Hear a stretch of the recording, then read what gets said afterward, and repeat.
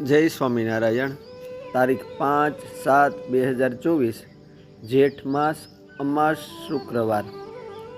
એક સમયે ગામ ચૂડાના વિપ્ર પરિવારના શિવા શુક્લનો પુત્ર લીલાધર ખૂબ માંદો થયેલો અને તેનો અંત સમય નજીક આવતા જમના દૂત તેમને તેડવા આવ્યા।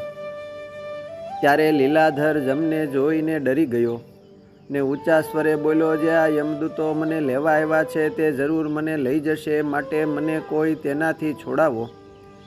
આ સાંભળીને લીલાધરના દાદા દામોદર શુક્લ, જેઓ શ્રીજી મહારાજને મળેલા અને એકાંતિક ભક્ત હતા, તેઓ પોતાના પોતરા લીલાધર પાસે આવ્યા ને તાળી વજાડીને ઊંચે સ્વરે સ્વામિનારાયણ સ્વામિનારાયણ એમ મહામંત્રની ધૂન બોલવા લાગ્યા, જેથી જમના દૂતો તો તુરત જ ત્યાંથી ખસી ગયા।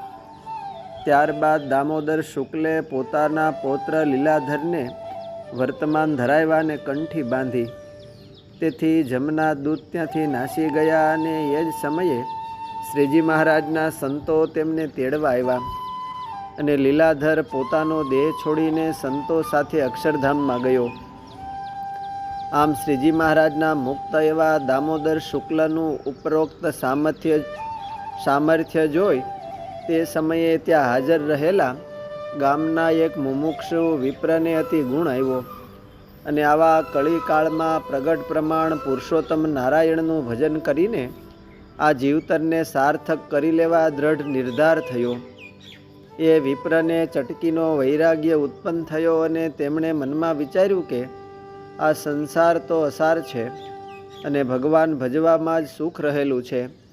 એમ વિચારીને તે વિપ્રે પોતાને પરણવાને 8 દિવસ બાકી હતા તે લગ્ન કરવાનું માંડી વાળ્યું અને પોતે કુટુંબ પરિવારનો ત્યાગ કરી ભાગવતી દીક્ષા લઈને બ્રહ્મચારી થયા અને તેઓએ આચાર્ય શ્રી અયોધ્યા પ્રસાદજી મહારાજ પાસે દીક્ષા ગ્રહણ કરીને ઈશ્વરાનંદ બ્રહ્મચારી એવું નામ રાખ્યું। ત્યારથી તેઓ સત્સંગમાં બ્રહ્મચારી શ્રી ઈશ્વરાનંદજી તરીકે પ્રસિદ્ધ થયા।